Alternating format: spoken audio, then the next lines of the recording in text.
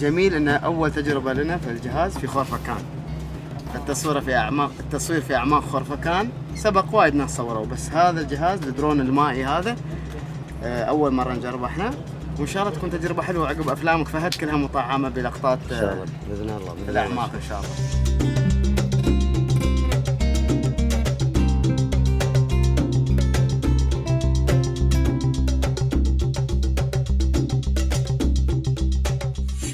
اركب الحين هذا درون اول تجربه نجربه قبل ننزله في الماي، ان شاء الله تفضل التجربه ويطلع شيء حلو.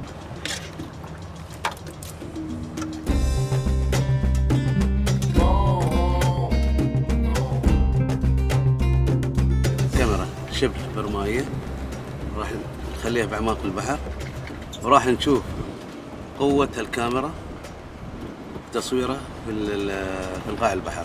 المفروض هذه الريكورد هذا محمد ولا خلاص توكل على الله. شوف لازم تحط بعض الاشياء تستمتع. الظاهر لأنها قريبه من السطح تطلع الروح مره ثانيه.